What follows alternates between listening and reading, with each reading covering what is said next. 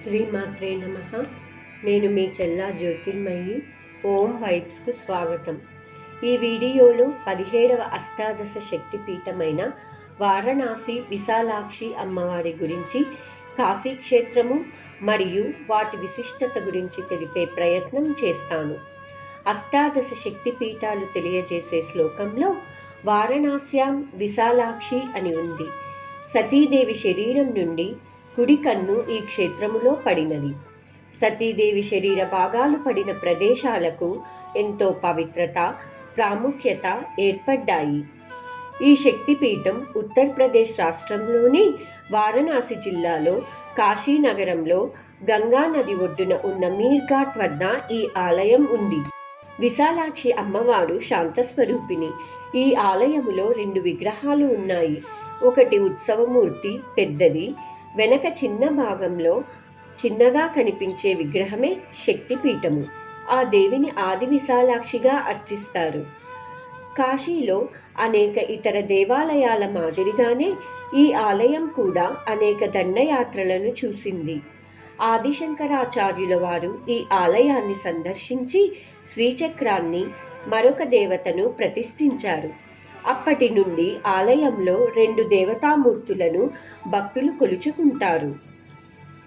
విశాలాక్షి ఆలయంలో భక్తులకు మానసిక ప్రశాంతత లభించును.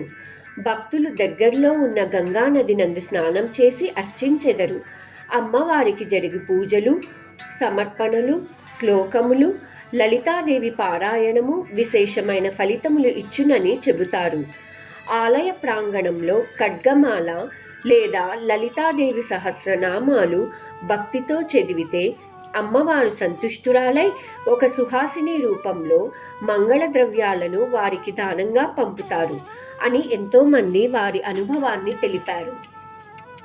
ముఖ్యముగా వివాహము కాని ఆడపిల్లలు వివాహం కావటానికి, సంతానము లేని దంపతులకు సంతానము కొరకు ప్రత్యక్షంగా పూజించెదరు. ఉత్తరాది ఉన్న విశాలమైన కన్నులు గల విశాలాక్షి, దక్షిణాన తమిళనాడులో కాంచీపురమునందు ప్రేమతో చూచు కామాక్షి, చేపగనులు గల మధుర మీనాక్షి ఆలయములు ఎంతో ప్రసిద్ధిగాంచినవి. విశాలాక్షి దేవి ఆలయమునకు కొంత దూరంలో ప్రసిద్ధ శివాలయం విశ్వనాథ స్వామి వారిని దర్శించుకోవచ్చు. గంగానదికి పశ్చిమ ఒడ్డున ఉంది ఈ ఆలయం. అత్యంత పవిత్రమైన జ్యోతిర్లింగాలలో 7వదిగా ప్రసిద్ధి చెందింది. 12 జ్యోతిర్లింగం, శక్తిపీఠం కలిగిన 3 పుణ్యక్షేత్రములు ఉజ్జయిని, శ్రీశైలము, కాశీక్షేత్రము. కాశీ విశ్వేశ్వర జ్యోతిర్లింగానికి విశేషమైన అభిషేకాలు నిత్యం జరుగుతూ ఉంటాయి. ఈ ఆలయాన్ని 1776 సంవత్సరంలో హిందూ దేవాలయాల పునరుద్ధరణకు విశేష కృషి చేసిన హోల్కార్ రాణి అహల్యాదేవి రాణి ఈ ఆలయాన్ని పునఃనిర్మించారు.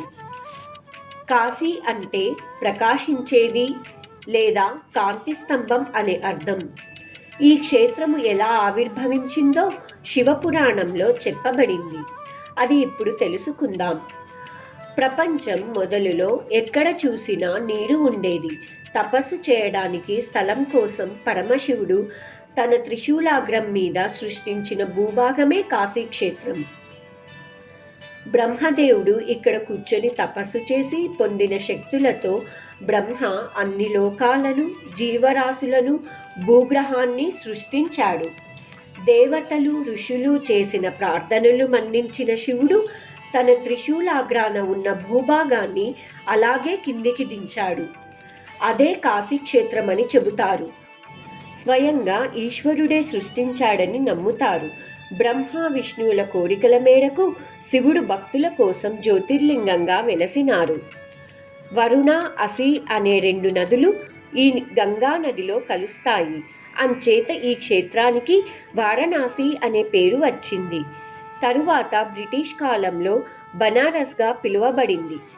పూర్వం 3000 సంవత్సరాల క్రితం కాశీ అనే జాతివారు ఎక్కువగా నివసించేవారని, అందుకే ఈ ప్రాంతాన్ని కాశీనగరంగా పేరుతో కూడా పిలుస్తారు. ఋగ్వేదం, స్కాంద పురాణం, రామాయణం, మహాభారతం వంటి పురాణాలలో కాశీక్షేత్రం ఉంది. కురుక్షేత్ర యుద్ధం తర్వాత పాండవులు బ్రహ్మహత్యా పాతకం నుండి విముక్తులు కావడానికి సప్తమోక్ష నగరాలు సందర్శించారు. ఆ 7 నగరాలలో కాశీ కూడా ఉంది. వారణాసి నగరంలోనే సత్యహరిశ్చంద్రుడు తన సత్య పరిపాలనను నిరూపించుకున్నాడు. మహాకవికార్ తులసీదాసు రామాయణాన్ని ఇక్కడే రచించారు. గౌతమ బుద్ధుడు జ్ఞానోదయం పొందిన తరువాత కాశీకి 8 కిలోమీటర్ల దూరంలో సౌరనాథ్ అనే పుణ్యక్షేత్రం విచ్చేసి తన మొదటి 5 శిష్యులకు తన బోధనలు తెలియజేశాడని చరిత్ర చెబుతుంది. జగద్గురు ఆదిశంకరాచార్యుల వారు తన బ్రహ్మసూత్ర భాష్యాన్ని మరియు భజగోవింద స్తోత్రాన్ని ఇక్కడే రచించారు. కబీర్ దాస్, లాల్ బహదూర్ శాస్త్రి, మున్షీ ప్రేమ్చంద్, కిషన్ మహారాజ్ లాంటి ఎందరో పౌరాణిక, చారిత్రక, సాంస్కృతిక ప్రముఖులు వారణాసితో అనుబంధం కలిగి ఉన్నారు. కాశీలో ఎన్నో కథలు దేవాలయాలతో ముడిపడి ఉన్నాయి. అందులో ప్రధానంగా కాలభైరవ దేవాలయం, అన్నపూర్ణాదేవి ఆలయం, గవ్వల ఆలయం ఉన్నాయి. వాటి గురించి ఇప్పుడు తెలుసుకుందాం. కాలభైరవ ఆలయం కాశీదారానికి ప్రసిద్ధి. ఈ ఆలయములో భైరవుడు శునక వాహనుడు, మొత్తం కాశీ నగరానికి రక్షకుడు. కాశీయాత్ర చేసిన వారు కాశీదారం తీసుకుని వారి దగ్గర బంధువులకు రక్షగా ఇస్తారు. దీనికి గల ఆంతర్యం ఏమనగా, కాశీలో అడుగుపెట్టిన వెంటనే వారి చిత్రగుప్తుని నుంచి కాలభైరవుని వద్దకు చేరుకుంటుంది. కాలభైరవుడు వాటిని పరిశీలించి కర్మలను తొందరగా దూరం చేస్తాడు, మరొక జన్మ లేకుండా చేస్తాడట.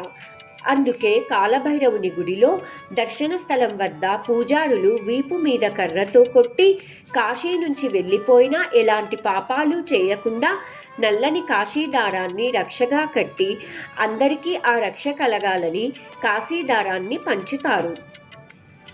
కాశీ విశ్వనాథుని దర్శనానికి ముందే కాలభైరవుని దర్శించాలని చెబుతారు. కాశీలో ప్రసిద్ధమైన మరొక ఆలయం అన్నపూర్ణాదేవి మందిరం. కాశీలో అందరి దాహం గంగమ్మ తీరిస్తే ఆకలిని అన్నపూర్ణాదేవి తీరుస్తుంది.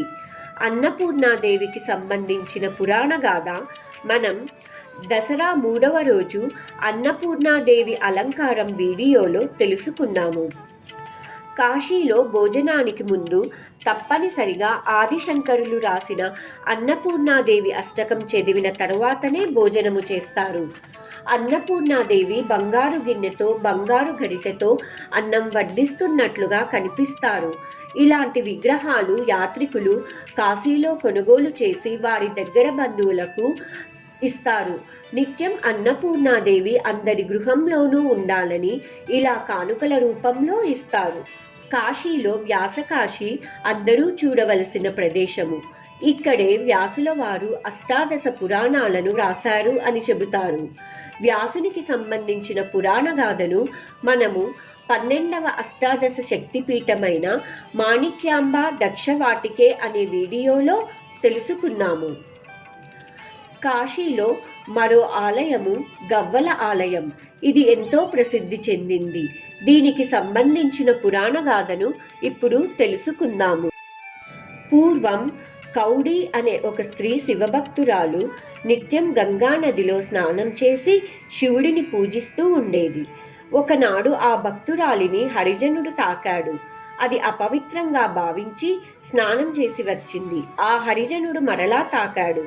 ఇలా ఆ భక్తురాలు ఎన్నిసార్లు స్నానం చేసినా హరిజనుడు తాకుతూనే ఉన్నాడు. ఆ క్రమంలో ఆ రోజు శివుడిని పూజించలేదు, ఆహారం భుజించలేదు. అప్పుడు అన్నపూర్ణాదేవి ప్రత్యక్షమై కాశీలో ఎవరూ పస్తులుండకూడదు, భోజనం చెయ్యి అని చెప్పింది. శివదర్శనం లేకుండా భోజనం చేయటానికి ఆ భక్తురాలు నిరాకరించింది. అందుకు అన్నపూర్ణాదేవి కోపంతో ఇక్కడ ఎవ్వరూ నిరాహారంగా ఉండకూడదు అని చెప్పినా కూడా మూర్ఖంగా ఉన్నావు కాబట్టి నీవు కాశీని వదిలి వెళ్ళు అని ఆదేశించిందట. అందుకు ఆ భక్తురాలు చింతిస్తూ ఉండగా శివుడు ప్రత్యక్షమై, నీవు హరిజనుడిని అంటరానివాడు అనే భేదభావం చూపినందుకు నీకు ఈ దుస్థితి వచ్చింది.